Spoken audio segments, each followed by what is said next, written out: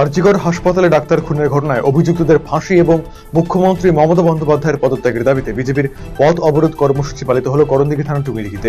এদিনের কর্মসূচিতে উপস্থিত ছিলেন উত্তর দিনাজপুর জেলা বিজেপির ওবিসি মোর্চার সভাপতি অমিত সাহা সহ অন্যান্য নেতৃত্ব।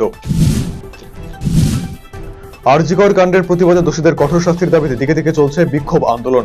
রাত দখল থেকে শুরু করে পদযাত্রা এমনকি পথ অবরোধ করতেও পিছুপা হচ্ছেন না আন্দোলনকারীরা। এই পরিস্থিতিতে রাজ্য জুড়ে লাগাতার আন্দোলন কর্মসূচি পালন করছে বিজেপি। শুক্রবার চক্কাজাম কর্মসূচিতে অংশ নিলেন দলের নেতাকর্মীরা। এদিন গাজলের আলমপুর, শিবাজীনগর, গোপালপুর সহ বিভিন্ন এলাকায় চক্কাজাম করে বিক্ষোভ দেখান তারা। আরজিকর মেডিকেল কলেজের নারকীয় ঘটনায় যখন উত্তাল রাজ্য থেকে শুরু করে দেশ, তখন 3 বছরের শিশুকে ধর্ষণের মামলায় অভিযুক্ত যুবককে 20 বছরের সশ্রম কারাদণ্ডের নির্দেশ দিলেন বালুরঘাট জেলা আদালতের বিচারক। বুধবার অভিযুক্ত যুবককে দোষী সাব্যস্ত করেন বালুরঘাট জেলা আদালতের স্পেশাল পক্সো কোর্টের বিচারক শরণ্যা সেন।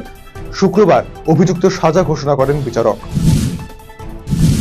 বন্যা পরিস্থিতির বেশ অবনতি হয়েছে মালদা জেলার মানিকচকে। এবারে মানিকচকের ভূতনিতে প্লাবিত এলাকার মানুষদের কাছে ত্রাণ সামগ্রী পৌঁছে দিল আধিকারিকেরা।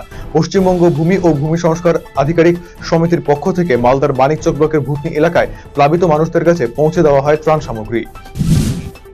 হস্টেলে থাকা ভাগ্নির সাথে দেখা করতে এসে কতিপয় যুবকের হাতে প্রহৃত মামা। ঘটনায় ছাত্রীদের নিরাপত্তা নিয়ে উঠছে প্রশ্ন। বৃহস্পতিবার রাতে ঘটনাকে ঘিরে চাঞ্চল্য ছড়িয়েছে মালদার চাঞ্চলের পাঞ্চালী মোড় এলাকায়।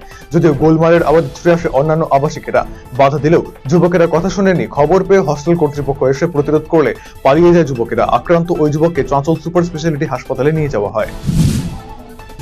আরজিকর কাণ্ডের প্রতিবাদে দিকে দিকে গর্জে উঠেছেন সাধারণ মানুষ। এই ঘটনায় রাজ্যের বিজেপি নেতৃত্বের পক্ষ থেকে একাধিক আন্দোলন কর্মসূচি ডাক দিয়েছেন তারা।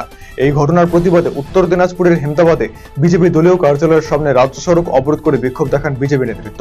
খবর পেয়ে ঘটনাস্থলে ছুটে আসেন পুলিশ কর্মীরা। এরপরেই পুলিশ কর্মীদের সাথে বিজেপি কর্মীদের ধস্তাধস্তি শুরু হয়। ঘটনায় তুমুল উত্তেজনা তৈরি হয় এলাকায়। আরজিকর কাণ্ডের সঠিক তদন্ত ও প্রশাসনিক ব্যর্থতার প্রতিবাদে বিজেপির ডাকা চাক্কাজাম কর্মসূচিকে কেন্দ্র করে শুক্রবার উত্তেজনা ছড়ায় হেমতাবাদে। কর্মসূচি চলাকালীন পুলিশ ও আন্দোলনকারীদের মধ্যে বচসা ও গন্ডগোল শুরু হয়। গন্ডগোলের মাঝে পড়ে অসুস্থ হয়ে পড়েন বিজেপির মন্ডল সভাপতি বিপ্লব সরকার।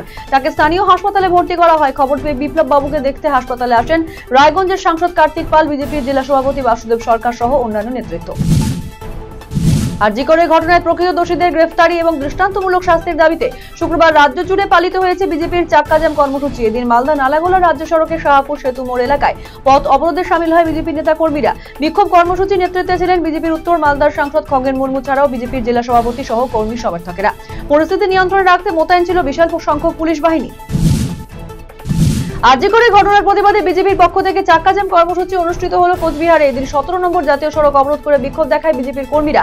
আরজিকরের ঘটনায় দোষীদের দৃষ্টান্তমূলক শাস্তি এবং মুখ্যমন্ত্রীর পদত্যাগের দাবিতে রাস্তা অবরোধ করে বিক্ষোভ দেখান বিজেপির কর্মী সমর্থকেরা। অন্যদিকে কোচবিহারের মরাপোড়া মোড় চৌপথিতেও একই কর্মসূচি গ্রহণ করা হয় বিজেপির পক্ষ থেকে। চালক ও সহকারী চালকের তৎপরতায় রেহাই পেল লাইনে উঠে পড়া শাবক সহ 2 হাতি।